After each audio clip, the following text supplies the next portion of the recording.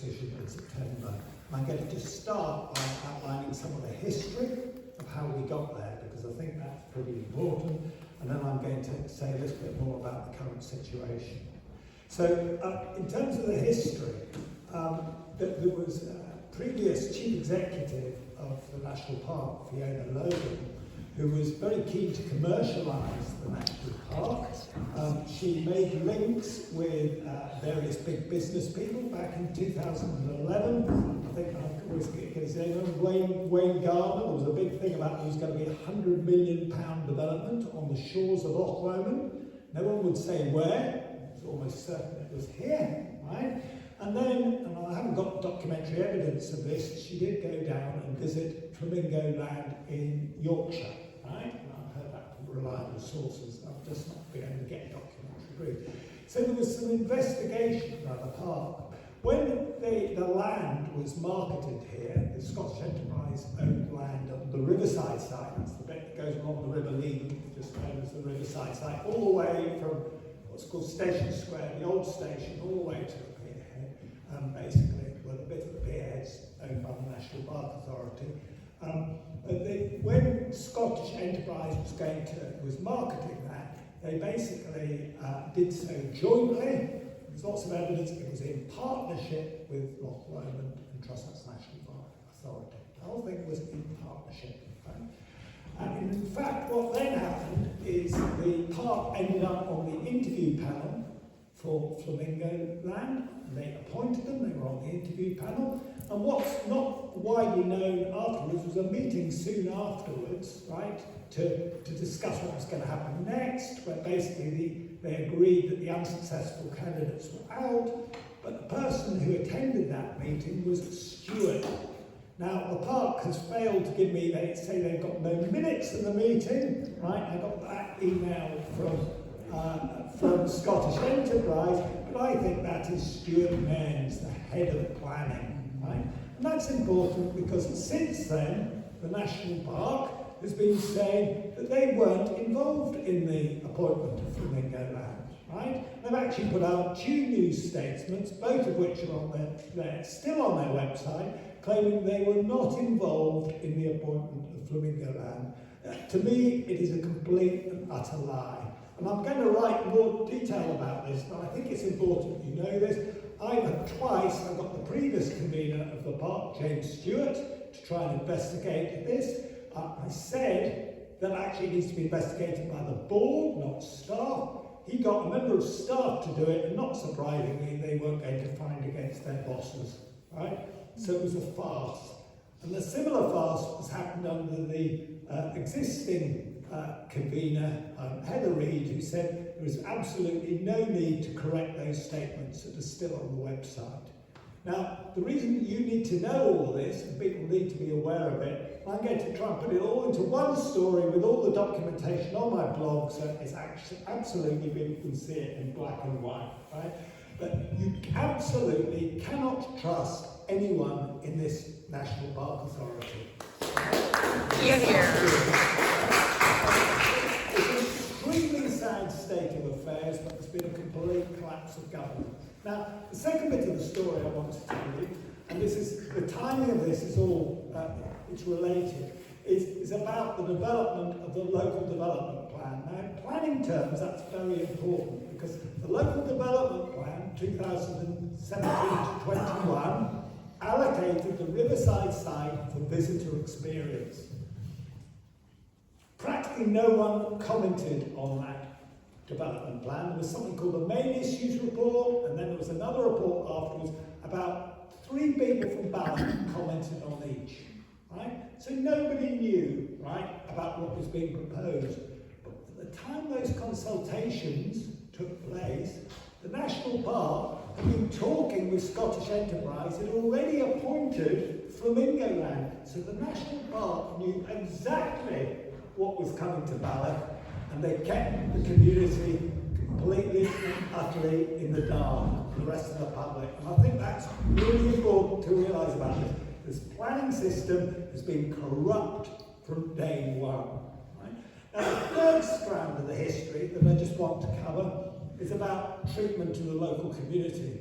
And there's all sorts of people, we've got a politician on the table who's different, who talk about the importance of local community, all sorts of politicians, and of course, local communities are ignored. In fact, what happened in the case of Ballack was that when this idea came up, the National Park's first thought was, well, we're going to support business. There was absolutely no thought given about, actually, should we go and talk to the local community about this? Could we help the community to get organised, to think about what they would like to do with the site? None of that happened.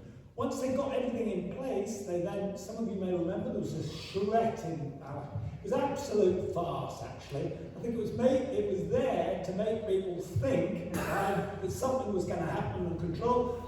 The ideas that came up locally, like a bridge over the River Leven and a walk, that soon disappeared, right? But actually, it diverted people from what was going on.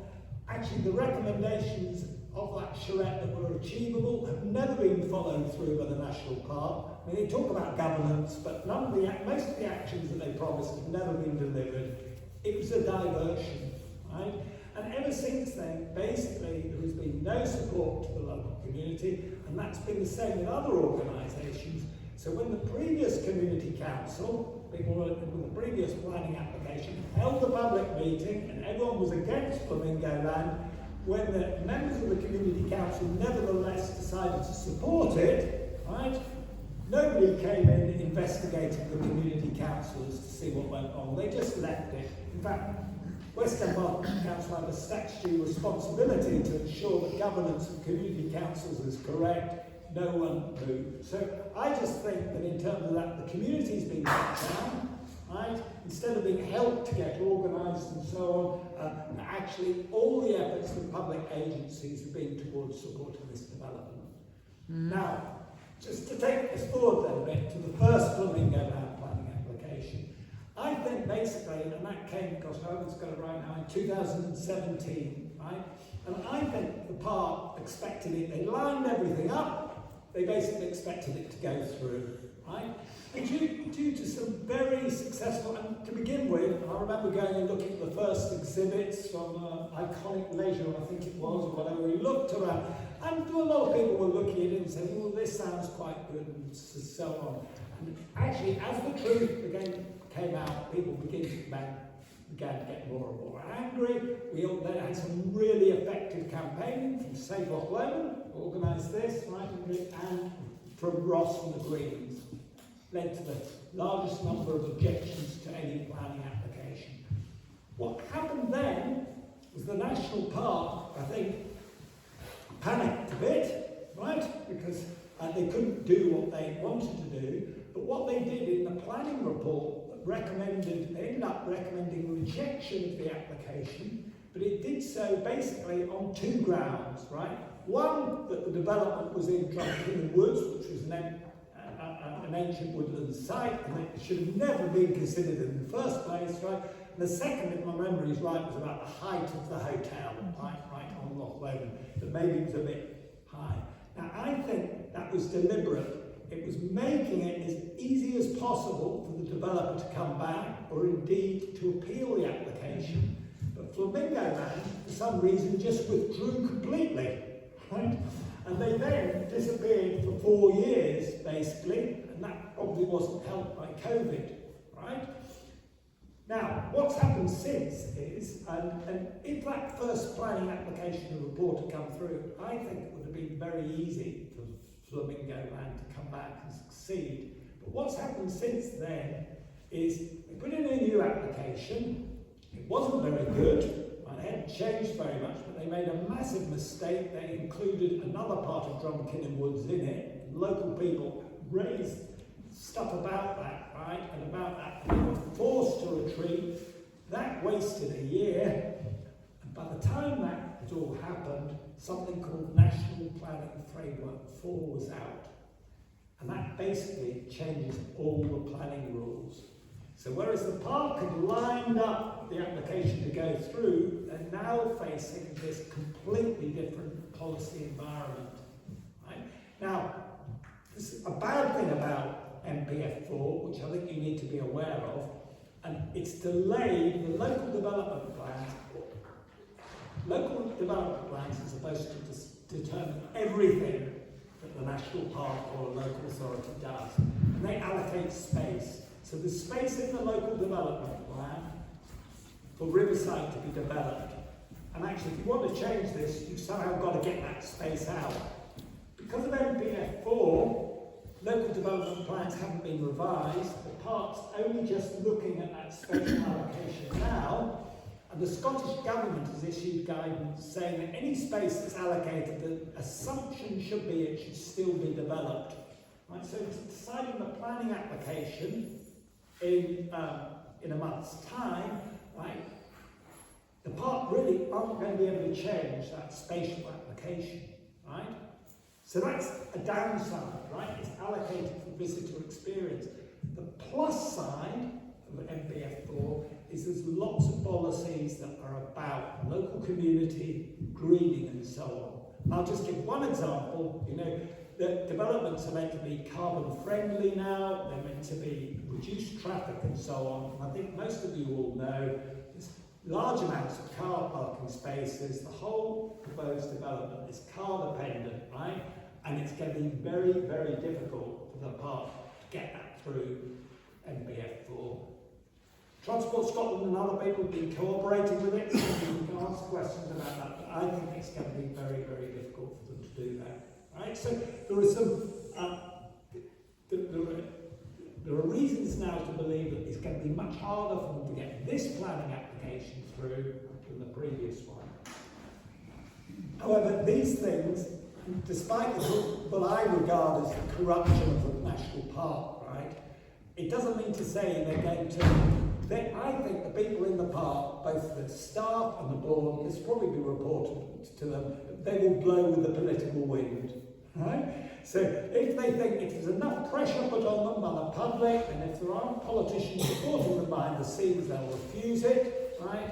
And but if they get messages that there isn't that much opposition and stuff, they'll agree. I mean, I actually think the politics is far more important than the planning laws. But the key thing from your perspective, therefore, is if you're concerned about this development, is to keep the pressure on. I just want to then finish by saying that, I'll say a couple of things about the current planning application. So there are some real weaknesses on it, right, in terms of MPF4. One of them is the whole of the central area of the Riverside site, which is now park, right, is now officially classified as most of it as floodplain, right? It's going to be very, very difficult. And people should be, what's happening is Flamingo Land are trying to say it's a former industrial site and you can still develop former industrial sites on, or derelict sites on floodplains, but actually it's a park, right? So lots of people need to say it's a park, not a derelict site, right? And then, so there are ways that you can create trouble about things. But the biggest issue to me, and what I think is the really welcome change from before, is that I see a lot of the local community coming together. And I think the fact you've got an active community council, right, is very, very good. And I just want to say that actually a little bit about your power to take over land. Because basically this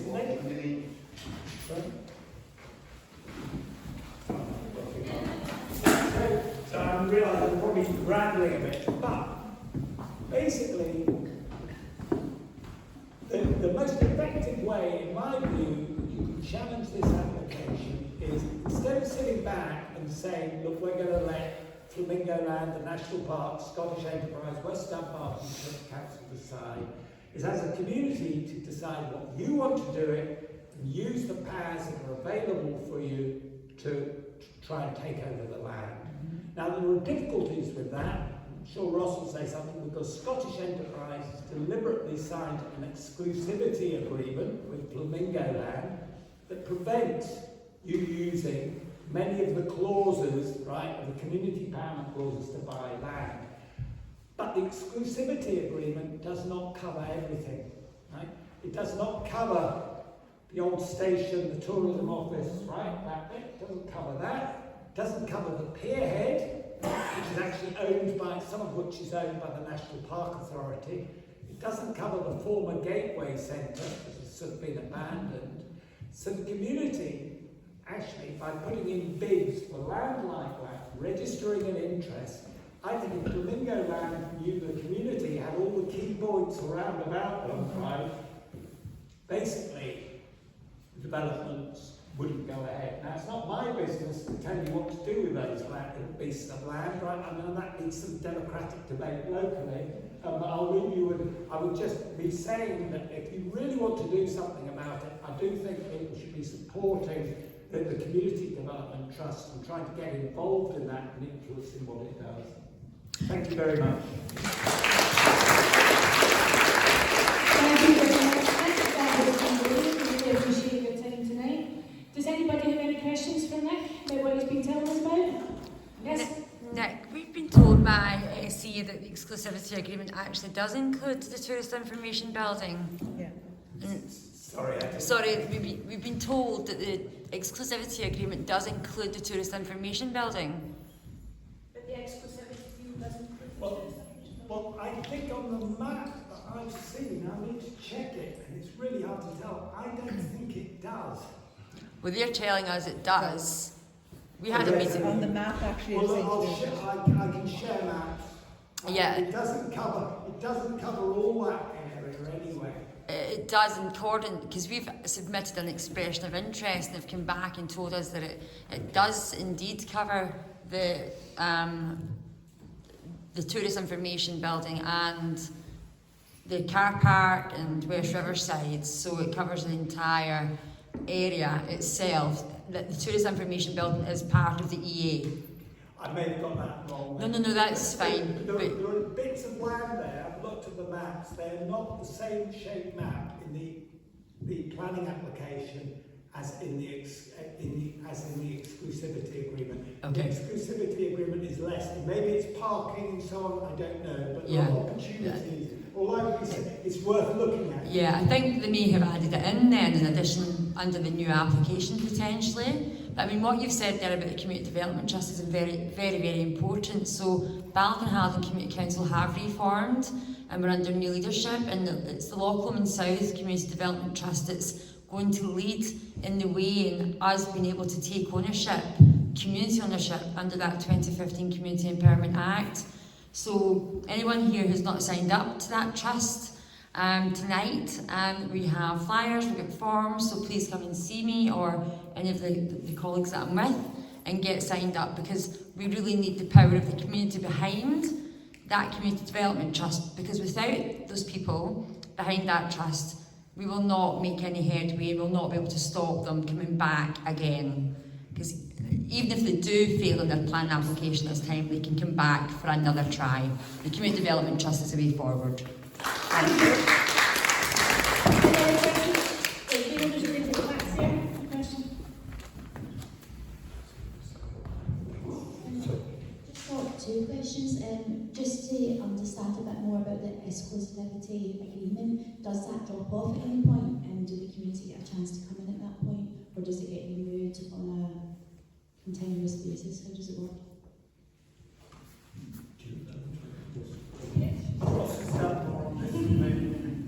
Hi folks, my name's Ross Greer, I'm the Green MSP for this area, and I'm almost dropping my mobile phone. Yes, the exclusivity agreement originally should have expired at around 2020, but because we defeated their first application, they went and extended it, and because we attempted to have it annulled at that point, not only would they refuse that, and they renewed the exclusivity agreement, so there's no opportunity to come in straight after the first application was defeated. So they renewed it and gave us the impression that they would keep renewing the exclusivity agreement for as long as Flamingo Land were interested in the site. And we have never been able to obtain a full copy of that agreement. We have requested it under freedom of information legislation. We received a comically heavily redacted version of it with big black rectangles where there was text underneath, but we weren't allowed to see it. We appealed that to the Information Commissioner. We got little bits of the redactions removed, but we are still at this point 10 years into the process, not fully aware of what that exclusivity agreement actually is. But we've got to assume that for as long as Flamingo Land are interested in the site, unless there is a change of policy from Scottish Enterprise, they will just keep renewing the agreement. So that the end date on the agreement at the moment, unfortunately, doesn't mean anything, because as soon as they approach the next end date, they just renew it again. Can that not get challenged legally? Unfortunately, not for the parts of the site that Scottish Enterprise own. So they're the primary landowner, but they're not the only landowner. So like bits of the site, the National Park themselves are the landowner, for example. But where Scottish Enterprise own it, they have the legal right to put that agreement in place. Politically, though, we can challenge it because Scottish Enterprise are an agency of the Scottish Government.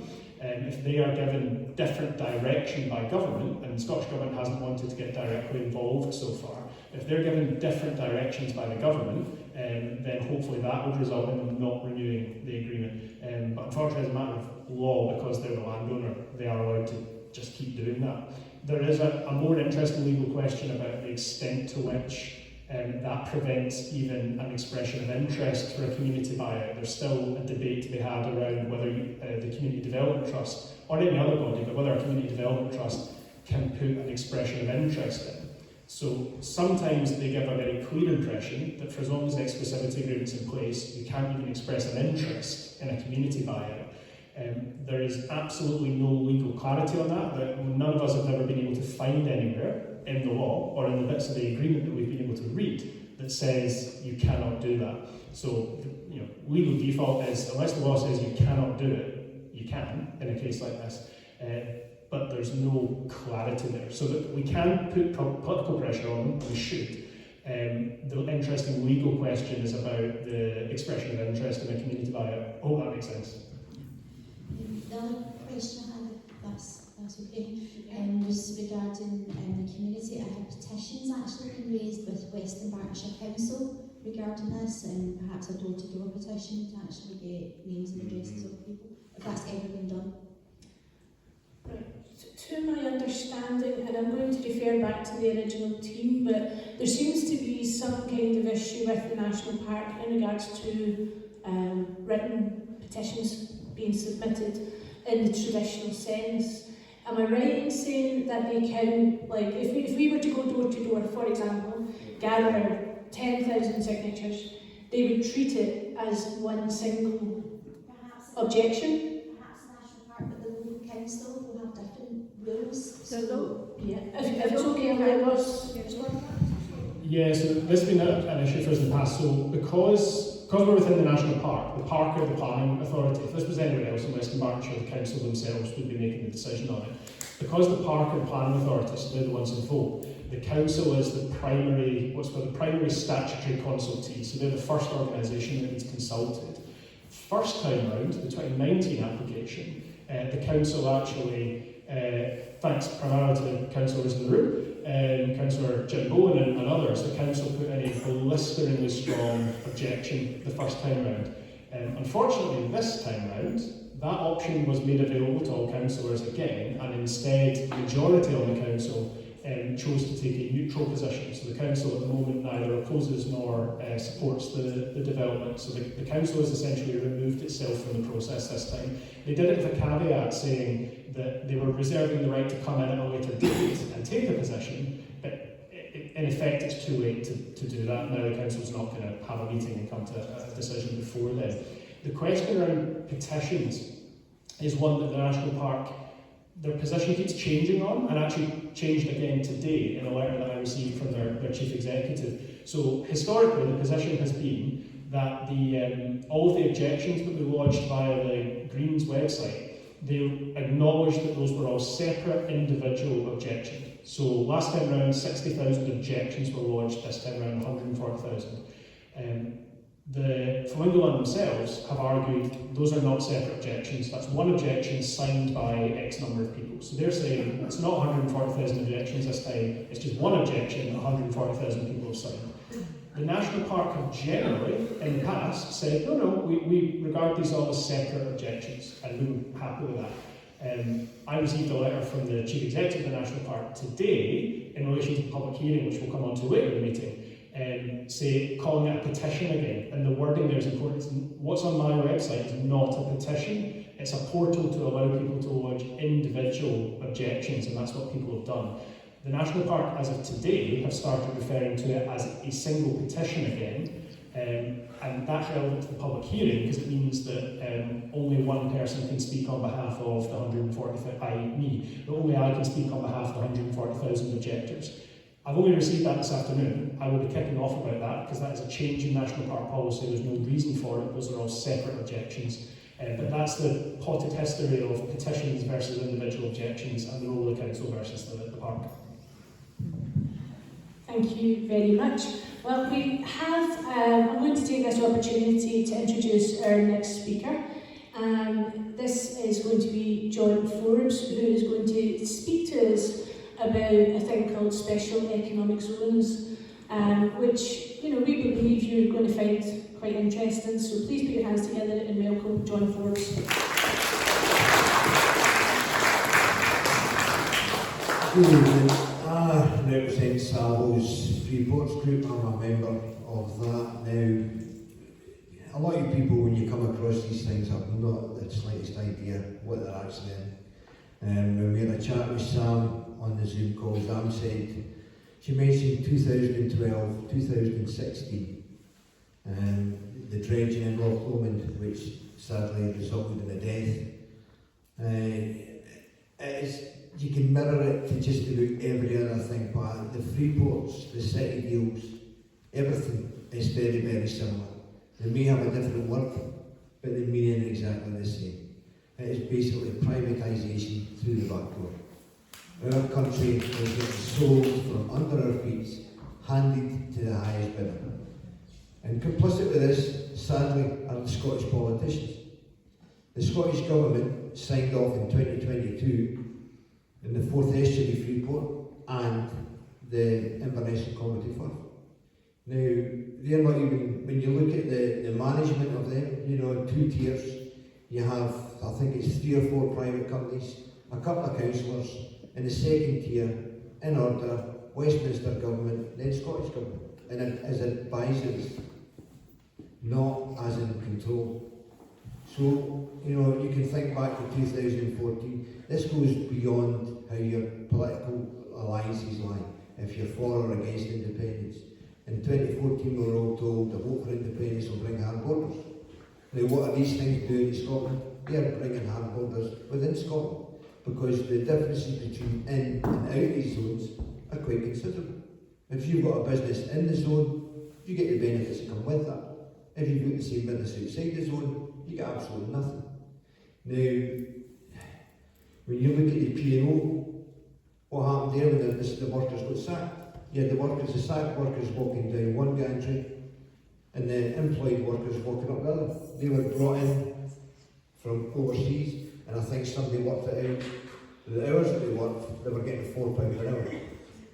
Now that has a real chance of happening in Flamingo Land.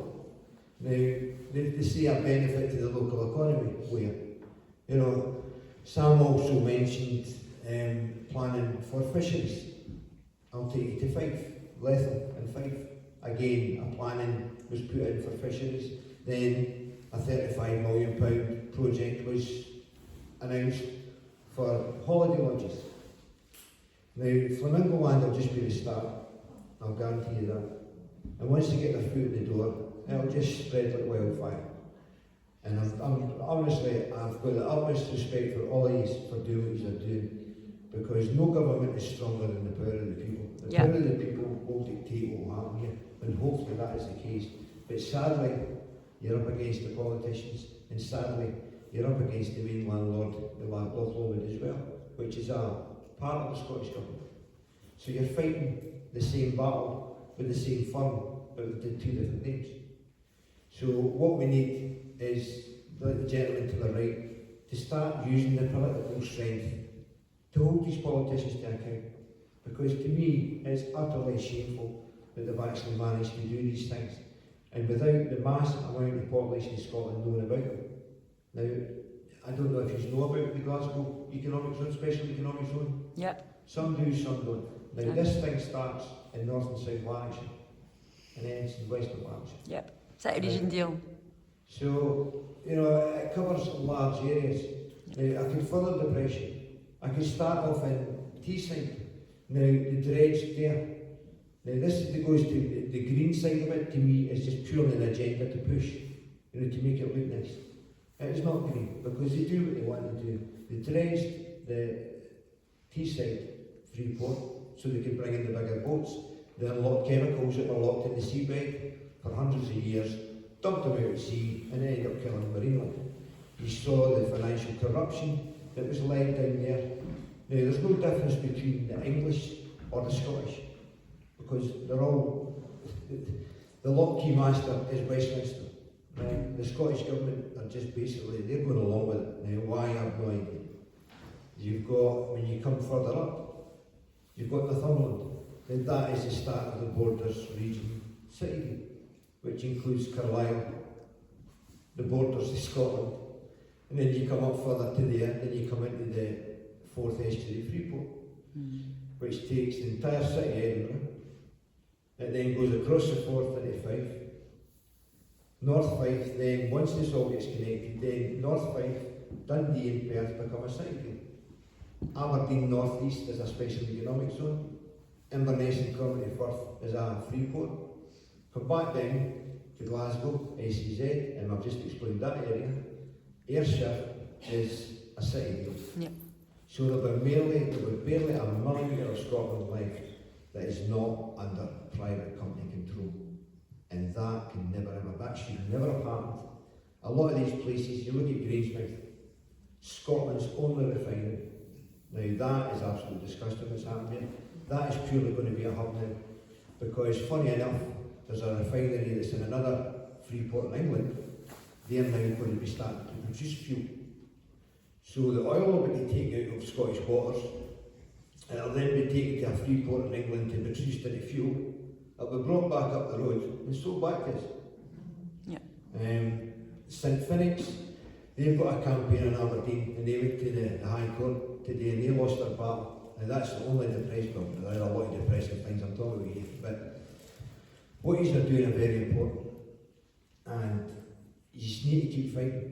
You can't give in to these big companies because they'll just try and steamroll you. The politicians, present company excluded, they'll just bombard you with smoke mirrors. They'll just big emails with a billion words in it that make no sense. So I'm really I'm proud of you all actually for doing what you're doing, because this is not just what's happening in Loch Lomond, will happen in Fife, will happen in Dundee, Perth, Aberdeen, Inverness. It's happening everywhere. So well done to you all.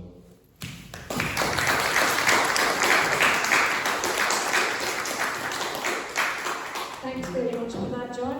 Does anybody have any questions for John about Freeports? Gail, do you have the microphone?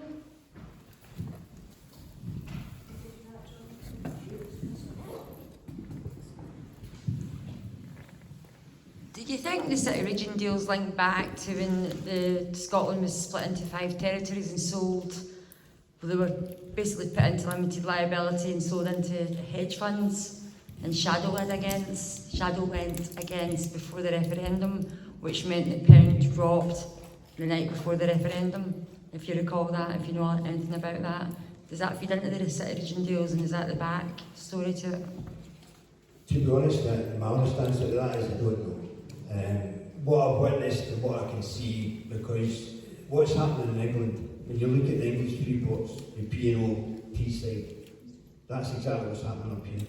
Now, the Scottish Government purchased Prestwick Airport and Biofarm in Burn Island. Now, the reason for that, why did they not buy Grangemouth? Why did they not turn it into why did the government not turn it public? Yeah. So, there is method behind the madness. Now, my mind goes back to 2014 to present day, and I used to watch the telly, and I used to always wonder why the DUP shouted more about Brexit than what the SNP did. Well, that's another thing as well. See the freeports.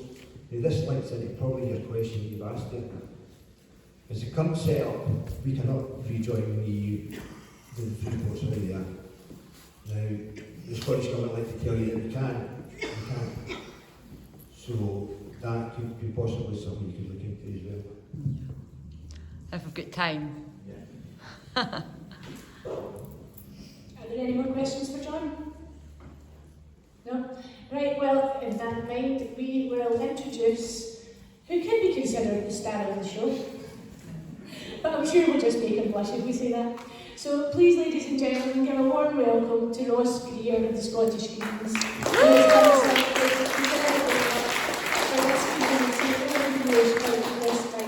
I'll hand you over to Ross now. Thanks, Ross. Thanks so much.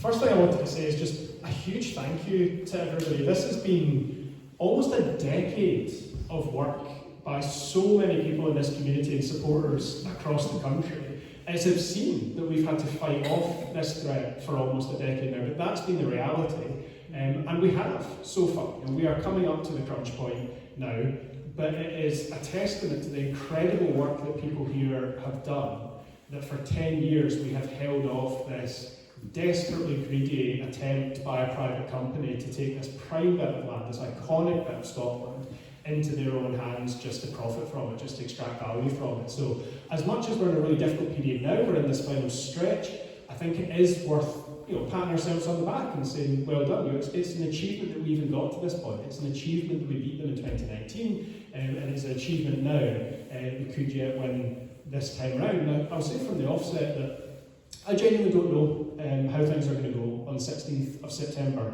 I really find it hard to tell because I think our case is overwhelmingly strong. But as I'm going to talk about, Flamingo Land are a slightly different operation now to what they were last time around. In the lead up to 2019, I think it's fair to say that not only were they an absolute cowboy operation, they were pretty amateur at that point as well. The difference now is they are absolutely still a cowboy operation, but they've got a bit slicker at it. They've hired some more professional people, including former Scottish Enterprise staff, to help them get the application through. They didn't have that level of in-house expertise last time round, but it's a bit of a revolving door or a magic roundabout, pick your metaphor, that's the reality. And the example that I'm going to use for why, as much as this is fundamentally the same application, that there are some important differences, is the flooding example that Nick mentioned. So the part of the site that is on the side of the river has been designated as a floodplain. It's a significant flood risk. Now, Flamingo Land had two options when SEPA, our National Environmental Watchdog, put their objection in on that basis. Because really, an objection from SEPA should, no pun intended, sink any planning application. Now, it's not necessarily done that yet. And that's because Flamingo Land had two options. They could either change the application, they could try and mitigate the flood risks and explain to us all the work they were going to do that, or they could argue the technicalities. And as Nick indicated, what they're doing is making a technical argument, saying, see all those flood protections that have been brought in, all those new rules to protect communities, to protect the environment, they don't count. They don't count on this site because it's classed as former industrial land. Their argument for that is 40 years ago there was the rail line there up to the edge of the law. All you need to do is walk up there now. Everybody here who lives in Loch Lomond knows it's not a former industrial site, it's a park. The fact that it was a rail line 4 decades ago is not relevant, and it doesn't change how much of a flood risk it is. Making a technical argument about how the land used to be used 4 decades ago will make no difference in the event that it does actually flood. I'm sure that people who are getting up to their waist in floodwater and sewage or whatever would be really grateful for Flamingo Land representative is standing there beside them just as soaking wet in the sewage as them saying, but don't worry, it used to be a railway, so this is fine, totally fine, you don't need to worry about it. But that's the game they're playing this time. They've not fundamentally changed their application. They are trying to, on a technical level, tick each of the boxes to make sure that they get this through. And that's because planning decisions like this, absolutely they're political, and I'll come back to the next point because I agree with it, that this is largely a political process, but they're also what's called quasi-judicial. So technically, planning decisions, even though they're made by elected representatives, or in the case of national parks and appointees as well, even though they're made by people like councillors, they are supposed to be made on a very narrow set of criteria. What is actually in planning law, what is in the national planning framework, and what is in the national parks or the local planning policies, local development plan, but other park policies like their climate plan as well.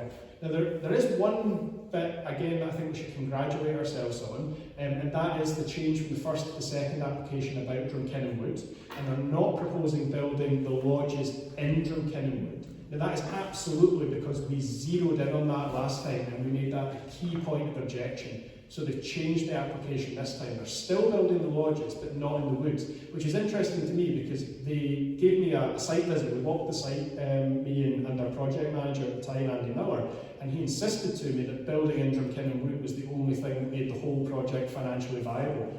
Apparently that's not the case anymore, which is interesting.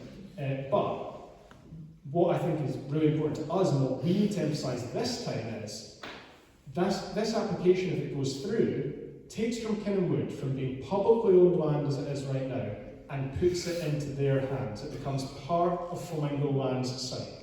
And if you are on the board, if you're a shareholder in Flamingo Land, you're going to be turning around in 2, 3, 5, 10 years' time and saying, well, hold on, our interest here, your interest as a company is in maximising my return as a shareholder. We've got a bit of undeveloped land on this site. I want you to do something with that squeezes even more profit out of it. That's why we cannot allow Drumkinnon Wood to fall into their hands, even if the plan as it stands right now wouldn't see them build on it on day one. So that is a huge risk. We need to keep emphasising that. Yeah, they're not building on it now. That's because of us and the campaign that we led. But there is much more that we need to do. The fundamentals of the application haven't changed though. It's still of a massive scale, completely inappropriate. And that's the key thing. The scale of this development is the worst thing about it. Many bad things about it. It's the worst thing about it. We're still talking about 2 hotels, more than 100 of those lodges, the water park, the monorail, the shops.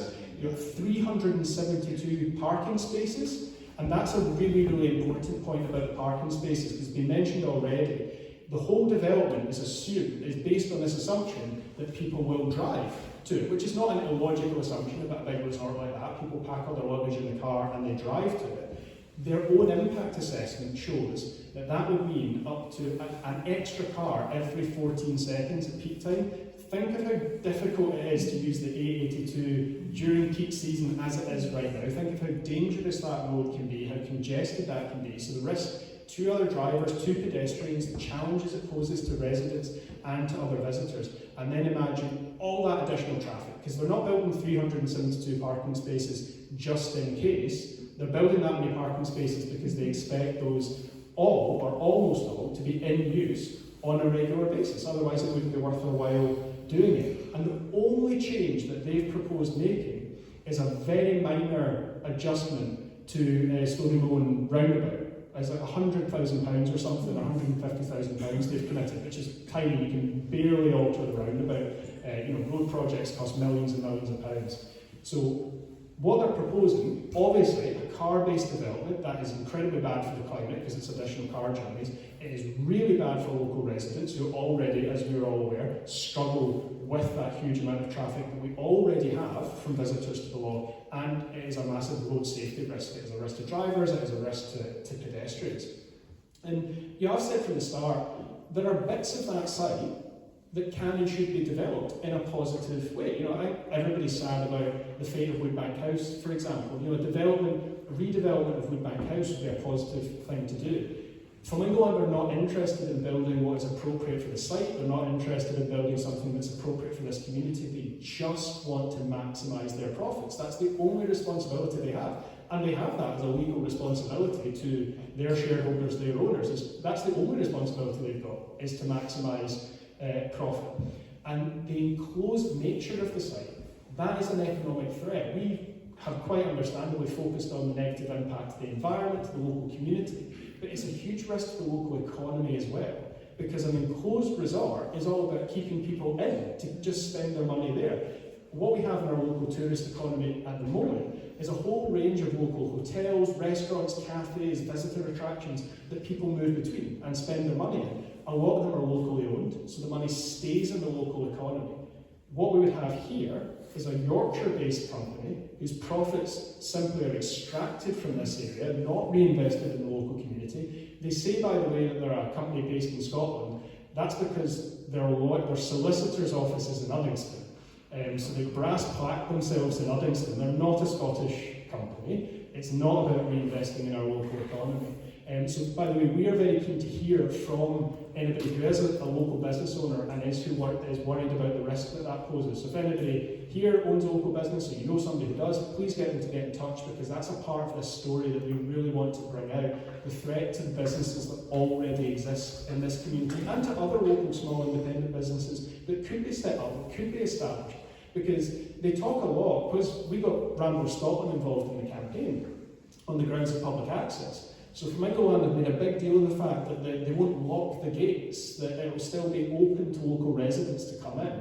Whether the gate is locked or not, you're still creating an enclosed resort. You're creating a space that local residents are not going to feel welcome in, because it's not for them, it's not for you, it's for paying visitors to come in. And the idea is to keep those visitors in. They've got on-site shops, they've got on-site restaurants. So it's about people who would otherwise, potentially, have come to visit Loch Lomond, spend money on local businesses, but instead spend it all on that site. And the money from that site obviously then flows out of this community and out of Scotland.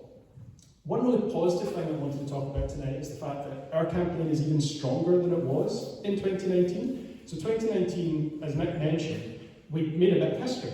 Flamingo Land's first application was the most unpopular planning application in Scottish history. 60,000 of us objected to that. It was amazing.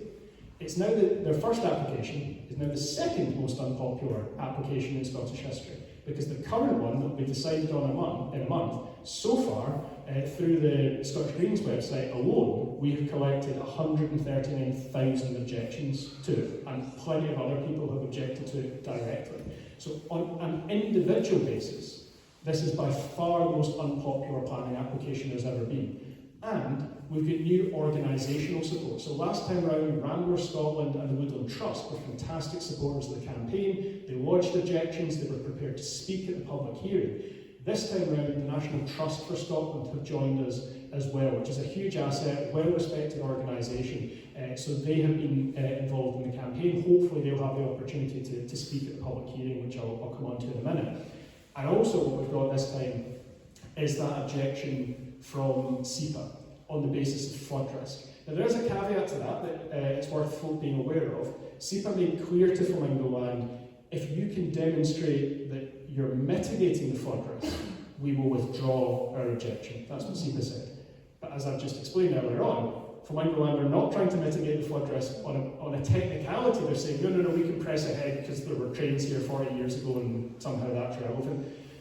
So, heading towards the public hearing, that's kind of what I want to focus on now. What do we do over the next kind of 5 or so weeks to make sure that we get the outcome that we want here? There is a strong temptation, a very strong temptation, for us to spend the next 5 weeks attacking the national park. And we've all got frustrations with the park. I've got frustrations with the park. I was arguing with them today about the fact that they are the only planning authority in the UK where you cannot directly contact the individual members who make a decision. They don't have individual publicly accessible email addresses. So if Western Berkshire Council is deciding on a planning application just down the road there outside the park boundary, you can email every individual councillor. You cannot do that with members of the National Park Board because they don't have publicly available email addresses, something that I've been complaining about for years, and I know that Nick has as well. So lots of frustrations with the way the park is governed, lots of frustrations. But what I do want to emphasise now is they are the body that will make this decision in 5 weeks' time. So those longer term objections that we've got about governance, about the way they've handled this, we do need to raise that, and in 5.5 weeks' time, there's plenty of that we can raise. But for now, we need to be absolutely laser focused on weighing out every single point upon which they can base a rejection. We need to be saying to them, the power is in your hands here. We have built the biggest ever community-led public campaign in Scotland. Here are all the reasons why you can reject this, and you will have our support if you do that. So that's really important I don't want, much as I know we're all frustrated, I think it would be counterproductive if the members of the National Parks Board felt like they were under siege from us right now, because it could result in the opposite reaction, where frankly they get pissed off with us, and that pushes them towards Flamingo Land. So the focus is on making sure that they know if they reject this application, that they will clearly have the support of the local community, they'll be doing what the community wanted, what the public across Scotland at large wanted, and that they will be absolutely justified in doing so. So that's why our focus in the next few weeks is on national planning framework 4 that Nick mentioned. That's the big change in the process between the last application and this one. It didn't exist at that point. And in between times, my party has been into government and then more recently back out of government. But in the period we were in government, it was that was when we developed NPF 4.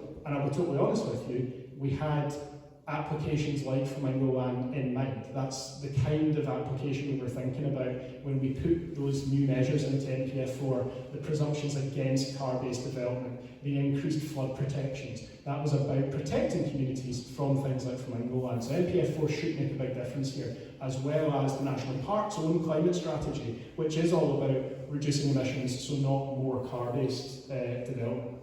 And we need to demonstrate, just keep demonstrating that strength of feeling. So one practical thing that we're doing is in a couple of weeks' time, we're going to repeat something that we did for the first application in 2019, which some folk might remember, which is a poster campaign. So at or around the 31st, Saturday the 31st, our aim is to deliver through every door in Balloch and then as far into the Vale as we can get, basically, depending on how many volunteers we've got. We're going to deliver a poster through everybody's door and some blue tags so we can put it straight up.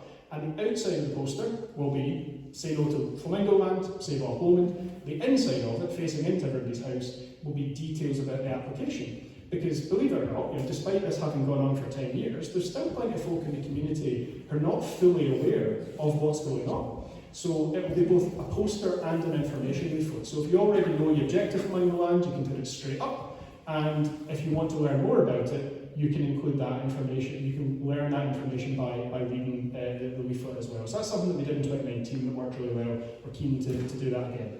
We finish off by just talking about the hearing itself, because we actually got some news on that today. So up until today, we were under the impression, because it's what the National Park Standing Order said, that only 10 minutes would be given in total to all of us who objected to the application. So 5 minutes to the Community Council and 5 minutes to other objectors that are specific about who that would be.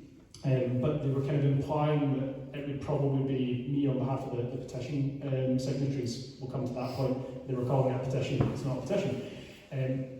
I got confirmation from the National Park this afternoon, because I just wrote straight to the Scottish Government and said, you need to intervene, we cannot possibly have 10 minutes. We worked out it was 1/500th of a second per objector. Like, no, that's not cool. You can't get very much done 1/500th of a second. Yeah. So I wrote straight to the government and said, you need to intervene, that's not on. The Chief Executive of the National Park got back to me this afternoon and confirmed that they will be suspending the standing orders that require that. So they've not confirmed the final format yet, but what they're indicating is it will be similar to 2019, where basically what they said was they will give as much space as they can to objectors. But what they're asking of us, what they asked me to relay today was they really do want everybody who wants to speak in opposition at the hearing to try and organise amongst ourselves so that we don't have hours and hours and hours of people saying the same thing. Because there are so many different points that we need to cover, so those of us who object do need to coordinate and make sure that we are covering in detail every different element of this. Being that my objection runs to 65 pages alone, so if anybody wants to share that with me, we can divvy it up between us, that would be lovely. So there's lots that we need to get through, we need to coordinate that between us all, because understandably, they are suspending standing orders, they say they're going to give us ample time to speak. We don't want this public hearing to go on for days and days and days and days. We need to be really focused, make sure that we get every point across, but we're not repeating points to the stage where members of the board have started zoning out on what we've got to say. So that's the next kind of important step for us here, is we need to organise as a community, the campaign, the community council, who's going to say what? What are we all going to cover at that public hearing? So we can do that over the course of the next couple of weeks.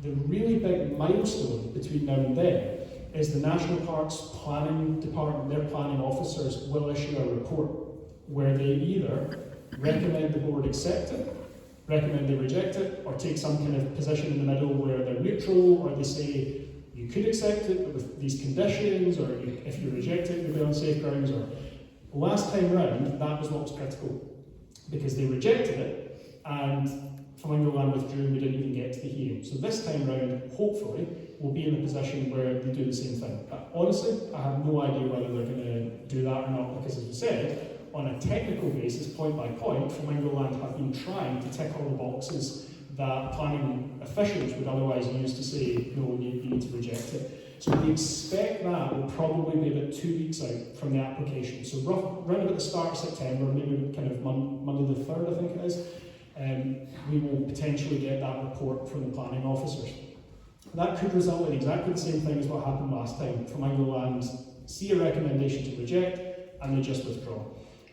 I think there's an alternative scenario this time, which is they just decide, you know what, we've been going at this for 10 years, they've probably sunk hundreds of thousands of pounds into it, that they're just going to press ahead, roll the dice and see if they can get the board to agree with them. Because the board are allowed to ignore what the planning officers recommend, either way. And it's worth pointing out, sometimes that's a good thing. Western Berkshire Council's planning officers recommended supporting the first application, and councillors said, no, absolutely not, we want to reject it. And then with Jim's amendment, they really rejected it with a really strong objection. So, those are the kind of key steps between now and then.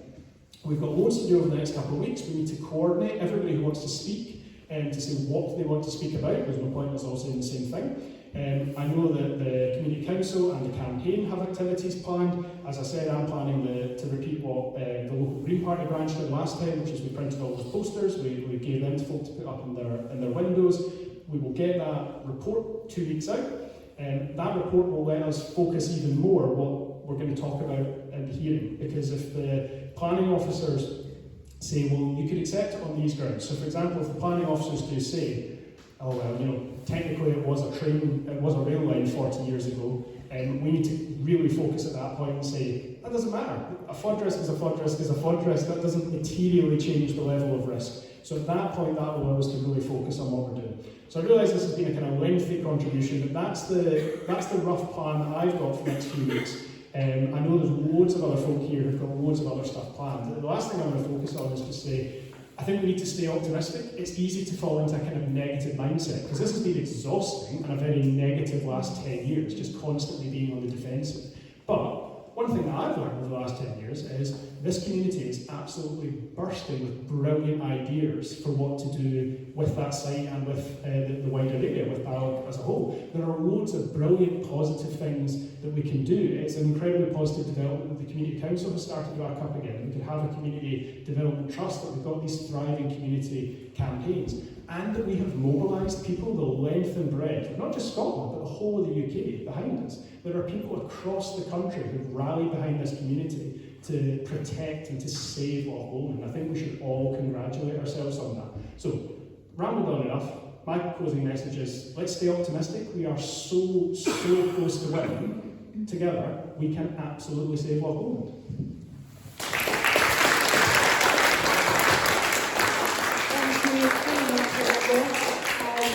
Again, if we can have the microphone, are there any questions for Of Ross? course, I want to ask another question. Okay. How's about we just start at the front and work our way back? So, lady in the front here. Hi, thanks to all the speakers. I'm also part of the Salvo Freeport campaign team.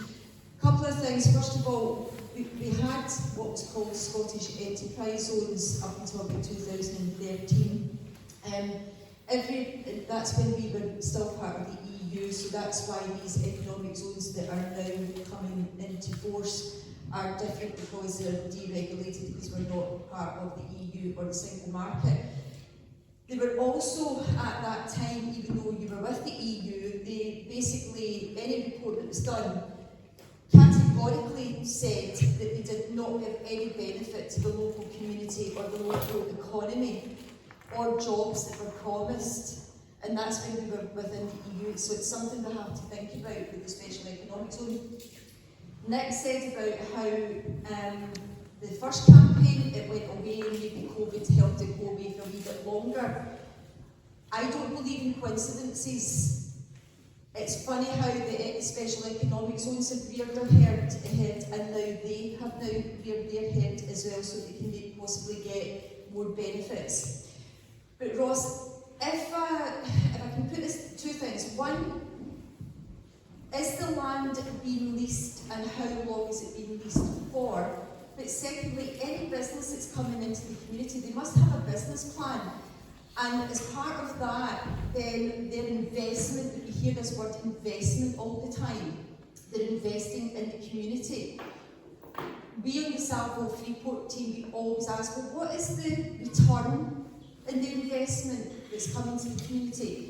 What is their business plan and what are they projecting to actually bring to Loch Lomond and Balcon and the surrounding areas? Interesting question. So Flamingo and story about what the economic contribution that they'll make has changed constantly over the last 10 years. The one pretty consistent trajectory has been the number of jobs they say they'll create has just gone down and down and down and down. And their impact assessment for the first application, so in 2019, actually acknowledged that the vast majority of the jobs that they were going to create, which in and of itself was a smaller number than what we were claiming at the start of the process, but the vast majority of the jobs that their site would create if it went ahead would have been created in the local visitor economy anyway, i.e., like a Freeport, they were just displacing employment. So basically the argument is, and this was the independent economic analysis, that if you didn't build it, which didn't happen, obviously that was what happened, then other local businesses would have been created, as has always been the case here. You know, there would have been new hotels, new B&Bs, new cafes, etc., and that's what happened. So even their own impact assessment, so their own documents submitted the first time round, acknowledged that most of the jobs they would create, somebody else would have created anyway. The commitments that they've made, as I mentioned, they've committed just over 100 grand for a roundabout upgrade, which frankly nothing and will make not one bit of difference to that roundabout, never mind the A82 as a whole. The other commitment that they've made, they call it the Lowland Promise, which is a legal contract they've signed with themselves. Yeah, exactly. And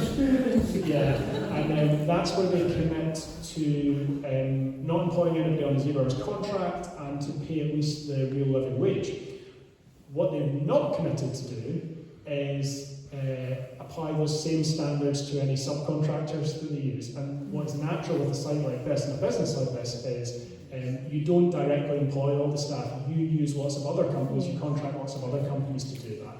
So you can judge for yourself how many of the staff on their site would actually end up working there on a 0 hours contract and for less than the real living wage. So those are the only real commitments they've made, is the Lowland Promise around employment standards, because that was something we really pushed them on last time, because they get terrible reviews from former staff at their Yorkshire theme park, really bad feedback from people who work for them there. And they've committed 120 grand or whatever it is to the roundabout. Beyond that, they just give very abstract arguments around how they keep saying, you know, this is a deprived area, and yes, there is a high level of degradation in this area, but they keep saying, you know, this is a deprived area, we are bringing jobs. Well, there's two problems with that. One, actually what they're doing is displacing a lot of jobs that would exist otherwise anyway, so that's what we're talking about, the threat to existing local businesses, never mind the other ones that could have been created. But also, they're not committing to paying high wages. And a big part of what is a kind of underlying factor in the poverty in the Vale of Leven isn't unemployment nearly so much as it's poverty wages. Yes. Most kids across Scotland, and it's true in the Vale of Leven, most children who live in poverty in this community are in a working household. The adults work, they're just being paid poverty wages. So another business that's paying people basically close to poverty wages isn't tackling the deprivation in this community. So yeah, they make a really abstract argument around, oh, if it's not us, then you're just going to leave this community to stagnate, which I think is offensive. A legal contract with themselves that doesn't mean anything unless it includes subcontractors, which it doesn't. And then 100 grand for a roundabout that won't make any difference to traffic flow. Okay, that just one last thing, if you'd let me. I would just like people to think about when you said about shareholders and what they might profit from this. Well, just look what's happening with Thames Water and their shareholders. They're not investing, they're not doing any infrastructure, they're not doing any development. It's all for profit over people, and I think that's something you really have to think about. Thanks for that. Anyone else got questions? Okay. Gentleman in the second row, our esteemed friend. Old gentleman. All right, fella, go on here. Well, first of all, I'd like to begin with thanking you for organising this meeting, and of course, you, Barlock and Halton Community Council, who have done a really good job, in my opinion. And as the speakers have said, one of the things you emphasise is unity. And if we could both unite together, not just for Loch Lomond, as the first speaker said, it's happening all over Scotland. There's a big American leisure company who have bought over, I'm sure Mr. Greer will be able to tell me, have bought over, is it Tayside? And then again, it was a backdoor deal with a community council. The public only go informed through leaking. So if we unite with other companies over Scotland, not just to save Loch Lomond, to save Scotland. And as you said, it hurts me to say this, but the whole system of the national park, as you, Mr. Kempe, rightly said, is corrupt. Yeah. There's no other word for it. So what do? I agree with the points you made about getting leaflets, pointing out all the absurdity, or should I say bizarre. At first I thought you were trying to put Whitney Python out a job for a come back. But it's beyond classroom. It's tragic. I mean, it really is tragic, the contempt that's been shown to us. Not just by the national park, local officials, local councillors, and Holyrood politicians. Some of them, I'd like to congratulate Mr. Greer for supporting us all through this, right up to now. But your parliamentary system, why has anyone in the Scottish Parliament, given all the information they must have, says, hold it, we're calling in this petition. So I think we should really consider, I know this sounds bizarre, of trying to get crowdfunding for the next Holyrood election, because the Holyrood elections are coming up, and one thing politicians care about is holding on to their seats. So it's not be called in, as the last speaker said, they've all been supine and selling off the family silver under what's known as new liberal injection. If they think there's a real crowd getting up against it, using all the information, that will shake the established politicians up. But perhaps that's just a daydream. But something new has to happen. There has to be new challenges. Or, as Burton said, are we going to idly beat past the pressures?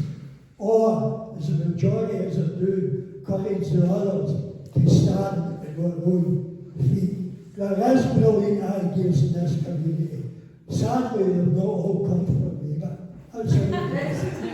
No, but really, I've seen some very bright young people since this campaign started, and they couldn't do a worse job than those in Hollywood.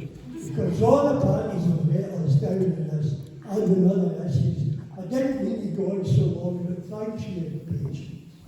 And well done.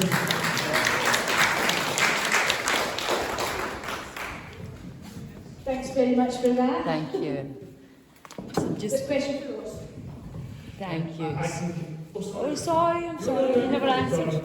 No, I was just going to make a quick No, joke. sorry, I that can was confirm good. that politicians do like to keep their jobs. So you're right. Things that incentivise politicians to keep their job work. I can cover that in more detail and less cynically in a moment. Sorry when I cut you off. Well, why haven't they called in? Called this application? Actually, sorry. There is a question in there, sorry, because that was the note I took, was the call-in point. So on that point, Parliament doesn't have the power to call it in, but the Scottish Government does. So that's my frustration, is Parliament doesn't actually have nearly enough power in these situations. The power sits with Government. So Parliament has no mechanism by which to call it in. Only the relevant Government Minister can do that. I think that probably is your worst case scenario. The application is accepted.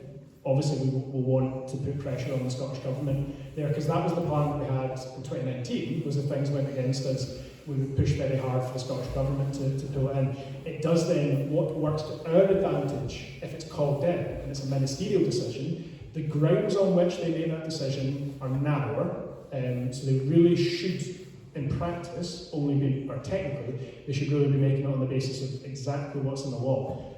But the political reality is governments are made up of politicians who want to be re-elected and who want their party to be re-elected.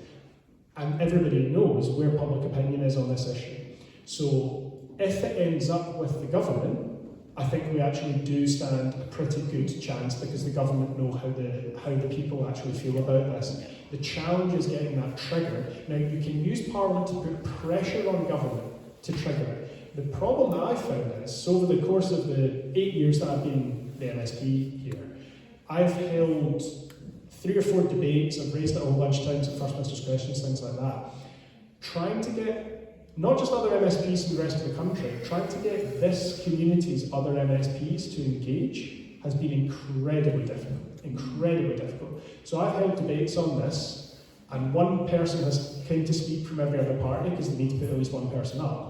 But they speak for the minimum amount of time, they don't tell you whether they're for it or against it, and they don't take any interventions, so you can't have an actual debate, and then it moves on. So I found it, there's other issues that this is the case for, but I found it very frustrating that on an issue like this, that means so much to this community, I right now cannot tell you whether any of my parliamentary colleagues, so there's 8 of us who represent this area, Jackie Bailey is a constituency member, and me and 6 others who are the regional members.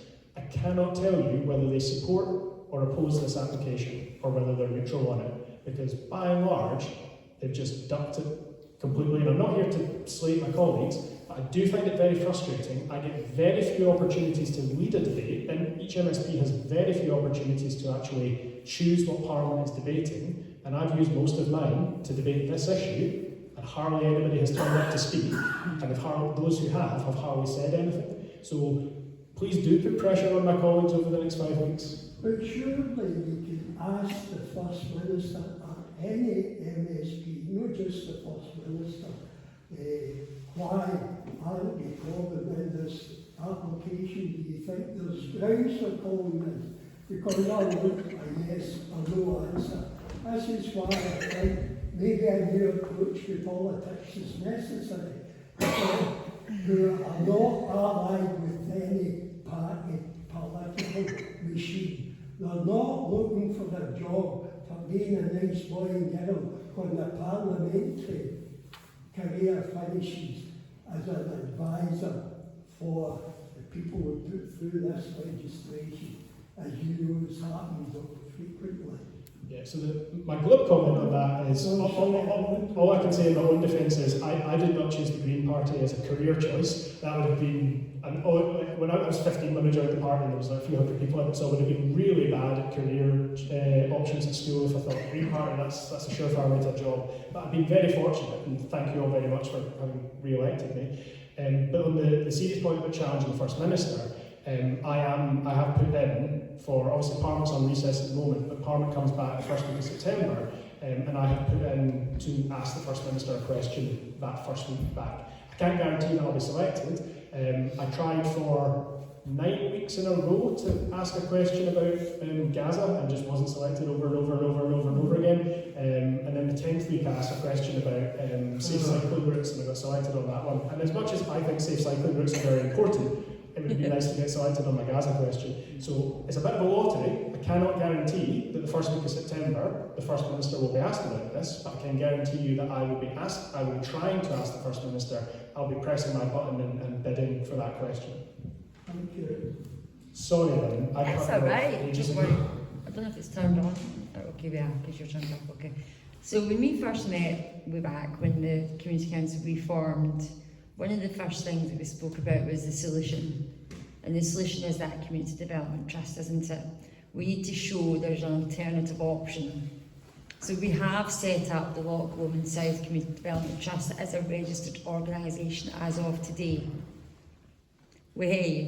So there's quite a few people in this room that were at last week's meeting, and we've got lots of volunteers doing leafleting on our behalf and chatting doors, and we've done that over the last couple of months. There's been 20-odd thousand flyers printed to raise awareness. Sorry. 40,000 we did in total. Okay, sorry, I'm getting corrected by the Treasurer. 40,000. So that Loch Lomond South Community Development Trust is super important, because you've quite rightly pointed out before, and just for the benefit of the audience, and you can come back in on this and back me up and add more detail probably, well actually you will, not probably, be able to add a lot more detail, that it is important that we offer an alternative solution, and it's key that we're not setting this Community Development Trust up to stop the development. It's an alternative that the community wants, so that is where the real strength is. And I mean, we've got a GoFundMe page. It's super important that we get as much money behind that GoFundMe page, because the exclusivity agreement at stage 1, when it gets to its high, Highlands Lanes Enterprise and the National Lottery, when they review that stage 1 application, when they see the exclusivity agreement, they may actually say, actually, you're not getting the first stage 1 application funding. Because of the exclusivity agreement, you've got no chance. So we need the funding to be able to conduct that condition survey of the tourist information building in West Riverside. So I know there's been some talk and whatnot about the GoFundMe, and there's potential issues with money being taken and whatnot, but that's certainly not the case. Ballymonhaven Community Council is a statutory body. We are constituted, and it should be known that we are trusted. And again, that GoFundMe page is super important to get us past not just that stage 1, but the stage 2, because we can only apply for up to 95% of the funding for that tourist information building in that West Riverside, and that will bring it into community ownership. So yeah, I would just like to highlight again, as I said earlier after Nick's comment, those who haven't signed up to the Community Development Trust, we've got leaflets here, we've got, if you're not happy with QR codes, we've got blank forms that you can fill in. Say that again. Does it not? I can give you a form, and you can fill that in, and we can add it in the database. The other point that you raised was businesses. So we've done a qualitative and quantitative approach to not just local businesses, but local community groups and whatnot as well. So there's Youth Haldon Services as an example. So we've got the youth involved. You've got your cruising clubs, which comprise of 90 members that are standing with us. You have who else? Sorry, I'm kind of going off track here, but Posters that is put out. the business survey, sorry, that's where I started. The business survey, that resulted in 83% of businesses being opposed to the development, with the majority of them citing that they feared for the survival of their business, just like you said. The footfall either being absorbed by Flamingo Land or in fact driving it away, with some saying that they would actually have to shut the shop. And that is a real shame. It's not even a shame, it's a travesty actually. It should not be allowed to happen. An economy is a very fragile ecosystem, isn't it? And this development will tip it in the wrong direction entirely, alongside a plethora of other real reasons why it can't go ahead, which I'm sure we're all in agreement of. But I mean, can you just come back in on that Community Development Trust and how important it actually is, please, Ross? Yeah, absolutely. And it's that key point around, as Tom was saying, providing an alternative. Because one of the things that Flamingo Land want to do is set this narrative that development, whatever that means, development is a good thing. Development means progress. And we're a bunch of NIMBYs who don't want any development ever. Nothing can ever change. But that's never been the case. You know, we've over the last 8 years that I've been NSP here, I remember going to all sorts of meetings, usually in here or actually in the church hall, about ideas people had for positive alternatives. You know, I mentioned Wood Bank House because I think it's the kind of obvious example of nobody wants big derelict buildings and things like that. But it's absolutely key to be able to tell that story that the community don't just want, but are organising around alternatives. And being quite careful about that, because that's us saying there are good and positive kinds of development. To be clear though, there are sites that shouldn't ever be developed. So as much as there are parts of this proposed site, because it's in 5 sections, that is part of the kind of the issue right at the start that Nick kind of referenced. We talk about this as one single site. It's actually 5 sites that Scottish Enterprise packaged together, and they didn't need to package together, but they insisted they wanted one big development, which is why we ended up with something like this. If they'd had 5 separate ones, we would have been dealing with something very different, and we could have actually had some smaller, more respectful developments, or some areas not developed at all. So for me, the clear example is someone at Wood Bank House, yes, do something with it. Drumkinnon Wood, absolutely no reason, no justification to ever develop there. It's ancient woodland, it's a fantastic community asset, there is no need to do development on that site. But you cannot take that kind of nuanced approach when all of it has been packaged up as one big thing, because what that has done is resulted in a situation where only big developers could come to turn it into something large, and that's how we end up with the Land Mega Resort. But making the point that the community actually have alternatives, that's going to be a really important point to get across to the board, because part of their concern is going to be this argument from England are pushing, which is, well, if not us, then what? Yeah. You know, that's the line they've always pushed. If not us, then your community is just going to stagnate, your economy is going to stagnate, we're the only people interested in coming in and saving you. Super patronising, but that's the line they've pushed. So saying, actually, no, your development doesn't save anyone or anything, it's a risk to local businesses, it's a detriment to way of life, it's damaging to the environment. But also, if you left this community alone, like if they had walked away in 2019 and we'd been able to annul the exclusivity agreement, we would have been 5 years further forward with building that positive alternative. Yeah. I mean, I remember meetings here in 2019 where people had brilliant ideas for what we could do with it, but we had these issues of, like for example, most obviously, the exclusivity agreement that Scottish Enterprise saying, you can't do anything for as long as this is in place, which we are contesting, absolutely. But yeah, that's why it's so important for us to really push back on that and say, no, it's not from England or nothing. To be clear, it should be nothing in Drumkinnon Wood and various other bits of the site, but as a whole, this community has lots of exciting ideas for how we can make this a better place to live and a better place to visit, and if England left us alone, we might actually be able to progress those. Yeah. Thanks very much for that. There's a question from the lady in the back. Would you like to pass the microphone?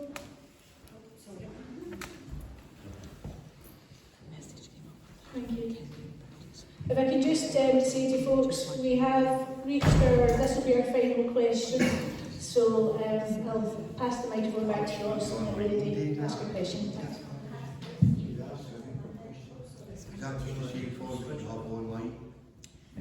Right, so I was going to ask just 3 different questions. The first one was about those ideas. Have they actually been put in any form of drawings to be able to use at this meeting?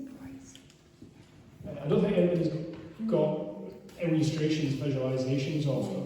There's notes from the previous meetings, but I don't know if we've got any kind of artist's impressions or anything. Just thinking, because you're talking about basically handing the national park the win, making them feel like they're coming out on top, if there was some kind of like visual representation for them to walk away with at night. I know it's a lot to ask in 5 weeks, but just put it there. The other thing I was wanting to ask was about Sustrans. Has anybody approached Sustrans to get them involved? No, actually. So we've approached Sustrans about other things in the area. So, for example, trying to get paths and cycle infrastructure between here and Gartahar and Gartahar to Drimmen, but not specifically about this site, actually. Okay, so I've been involved with them before with placemaking down the West End in Glasgow, and basically on their website they create places that connect us to each other and what we need, where everyone can thrive without having to use a car. So obviously they've got the National Cycle Route 7 which goes directly through this route, so it's going to be of interest with them, and they have obviously political sway in the Parliament and they have access to funds that potentially open up community funding for developments, or even just being able to contend it going forward. So might be something to look at. Another thing was about the businesses, that there was a figure there about 85% of the businesses have objected, or 83% were opposed to it. Have the businesses been organised into a community group as of yet? Well, they're joining the Community Development Trust, and that's why it's so important. It doesn't matter whether you're a business or an individual. You join the Community Development Trust, and we are, as a group, together. Pass me over to Nick just now. Right, just go backwards on your questions if I can. I mean, I think it's absolutely key, the board on businesses. If businesses can get together, there's a business representation to the board at that board meeting. That's absolutely key. Second thing is Sustrans. Built in to the plans is stuff about communication, better walking, cycling stuff, right? Now, I think actually, if my memory's right, Sustrans at some stage might have had to comment, right? It is built into it. You're quite right that the source of the money to do things. I would be just saying as a community trust, a development trust, the source of money to do other things, right? Like, you know, say, for example, in Drumkinnon Woods, the Woodland Trust has shown an interest. They have source of money, right? Taking over management of something like Drumkinnon Woods might seem daunting, right? But actually, if you're in partnership with someone like the Woodland Trust, it suddenly becomes quite feasible. Yep. Just the third point, of just one sec, I would just caution about, I don't think you should be putting particular ideas at this stage, right, to the board, right? And I think the problem is it's going too fast. You need to have a development trust that is democratic, Yes. right, that gives a chance for people to pass ideas around. Jim spoke about that at the first meeting, set up the trust, right? There's a lot of work being done elsewhere here. It's really important that everyone gets a chance, that these ideas evolve over time. And just the point I would emphasise though on this, right, is because people talk about, well, yeah, and there's an expectation there has to be some development. Development doesn't have to be commercial, right? And I just want to really stress that. A community development trust has to pay for itself, but Jim and Son, they've done fantastic work getting other community facilities. This community, right, from what I can see, lacks some basic facilities around for community use, and that should absolutely be in the mix. Oh yeah. Not going to take decisions about that in 5 weeks, right?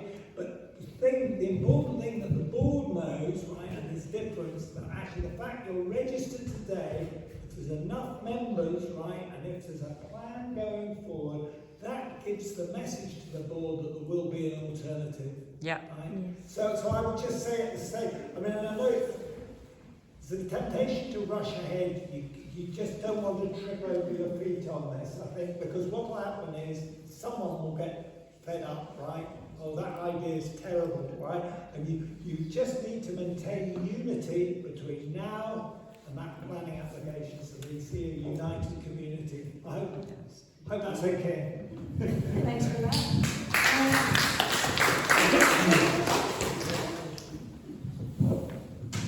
I think what the lady there said about the businesses, that is your heartbeat of your community, right? So it doesn't matter, you can word it in any way you want to word it, right? That's the important bit, right? The bit, now listening to everything here, the one thing that I cannot get my head around about, when you put into consideration the Green Party, right? When you think about this, the world we live in right now, saving the planet, carbon footprint, etc., etc. I work in the construction industry, and I know what goes into building things. Surely to goodness, when this initial application was put in, there was a risk assessment put in with a carbon footprint, what it's going to do, and it should be then kicked well into touch. Yeah. Not 10 years down the line. On exactly that point. So that's actually one, I mentioned right at the start of my contribution how Flamingo Land were total amateurs the first time round. Actually, we could have done a better job at pushing their terrible application than they did, because The one way that you can often get around all the protections that we put into planning law about the climate, the local environment, community impact, etc., the one way that developers often get around that is by claiming overriding economic interest, that the top priority is economic growth, economic development, and therefore they can build whatever they want, even if it is terrible for the planet, even if it is terrible for the local environment. Flamingo could have made that argument the first time round. I still think we would have beaten them, but they would have come a lot closer to winning than they did. But they weren't even competent enough to make that argument the first time round. They really were amateurs. They are pushing that argument more now. It doesn't matter. That's why they're not mitigating the flood risk. It's why they're saying, oh no, technically we don't need to worry about that. Yeah. And the important thing here is economic growth, economic growth, economic growth. That's because the legislation, the law that set up the national park and the law that sets up things like SEPA, Environmental Protection Agency, all of them in their founding documents say that they need to give due priority, or however it's worded, to economic growth. Now, I think it's really silly that our national environmental watchdog needs to prioritise economic growth. I think our environmental watchdog should prioritise the environment, and that's it. We've got economic development agencies like Scottish Enterprise, and we've got enough issues with them. That's why it's so important that we have businesses speaking at the public hearing, so that they can make the case and say, no, Flamingo are saying, ignore the environmental stuff, ignore the climate, ignore the community impact, economic growth. We're your ticket to economic growth. We need local businesses to turn around and say, no, they're not. They are a threat to the local economy. So the one trump card they think they've got is the economics. If we have the local businesses who we know oppose them, if the local businesses are at the hearing and say no, protect the economy as well as the community, the climate, the local environment, etc., I think that's going to be really, really important. So I totally agree with Nick on that point.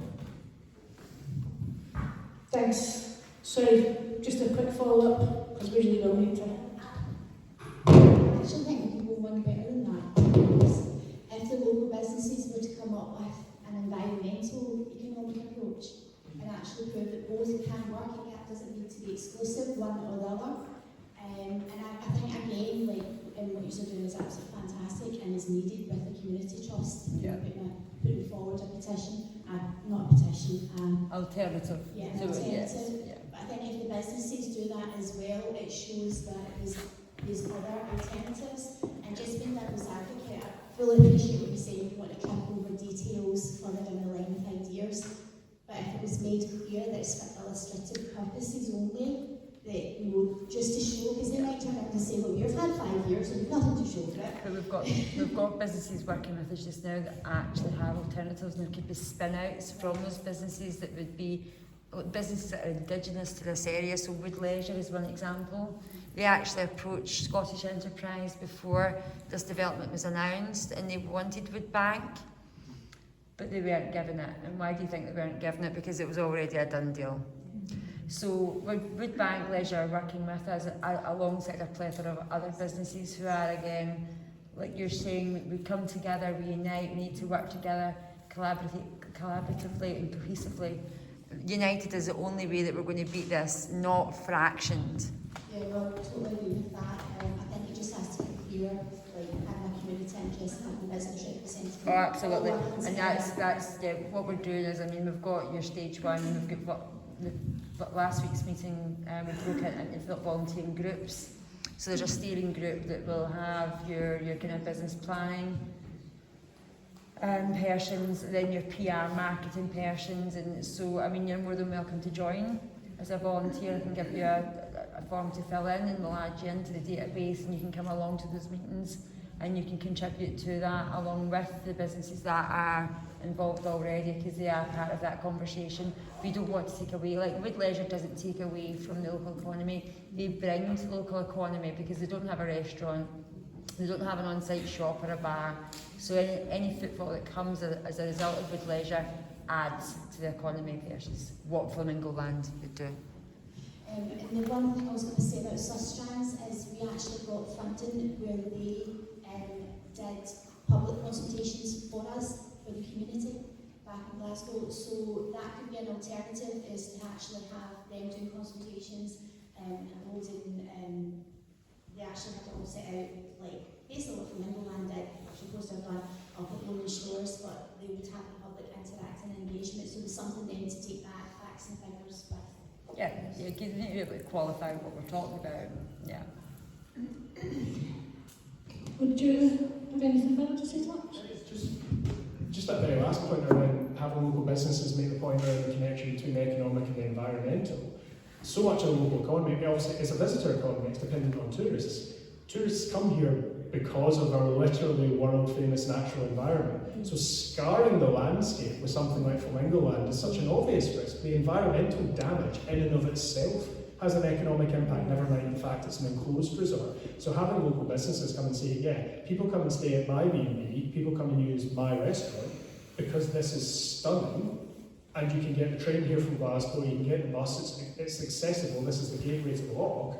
On every level, this development risks that. So yeah, having businesses make the case that these aren't silos, the environmental impact, the kind of wider climate impact, the community impact, the economic impact, they're not silos, it's all the same thing. And having the local traders make that point, I think, will be really powerful to hear. Yeah. Well, on that note, I'd like to ask everybody to please put your hands together for our speakers tonight. We're going to have a close for yours. Thank you all very much for coming.